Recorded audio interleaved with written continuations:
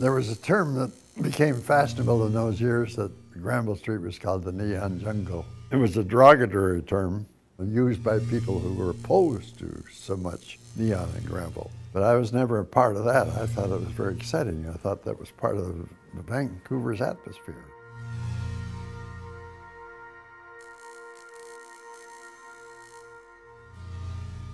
By the 1960s, media commentators began to criticize Vancouver's neon signs. In 1966, this anti-neon column ran in the Vancouver Sun. "We're being led by the nose into a hideous jungle of signs," it read. "They're desecrating our buildings, cluttering our streets, and blocking our view of some of the greatest scenery in the world." But media commentary didn't necessarily reflect the public mood. You see, that's the thing. There was no public outcry against neon. In fact, they quite liked the streets. The streets were active, it attracted people. But commentators were beginning to worry about the visual quality of the city. And this is tied to the decline of American city centers with the advent of the suburbs, the freeway building programs, and a determined effort to get people out of the center of the cities and out into suburbs. The shorthand is, decaying downtowns have neon signs left on the buildings. Decay and a neon sign, very quickly, neon causes the decay. And if neon causes the decay, we've got to get rid of neon. I believe that Vancouver was subject to the same kinds of initiatives that happened in many North American cities post-war, where planning ideas of sanitization resulted in a kind of centrifugal force that took business off the streets and placed them into shopping malls.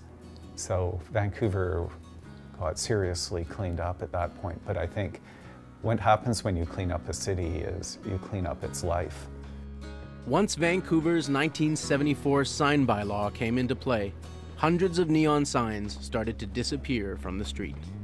I thought that was a terrible mistake because it was an absolute necessity in the style of way life was lived then. You take it away, and you're taking this nerve tissue away, and that nerve tissue, or this tendon, that sinew, you're destroying the body. The anti-neon crusade broke our hearts. It was, where am I? Am I still in downtown Vancouver? Is this the place where, you know, we remembered Petula Clark singing downtown, and where the neon signs are pretty, right? Well, how do you sing that when the neon signs are gone? They brought in the sign law.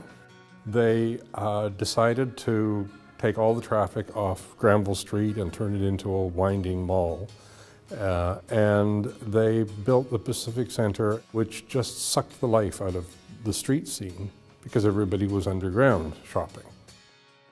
A lot of businesses started to go out of business. The signature restaurants, the Scott's Cafe, Rubens, the White Lunch, Love Skillet, those were thriving, exciting places, and they couldn't hold their own once the traffic went underground, and so we ended up with a strip of pizza parlors and peep shows. It's not just a visual thing, it has social implications. And in the case of Granville, what was the heart of the city at one point became a kind of trough of throwaway experience places. I think the more we think of ourselves as operating inside of a social and biological and cultural ecosystem, you know, the better off we are. It's only now that we've fully understood the relationship between signage, ambient light, population density, transit and traffic, that Granville Street is actually beginning to get its former sort of glory and buzz back again.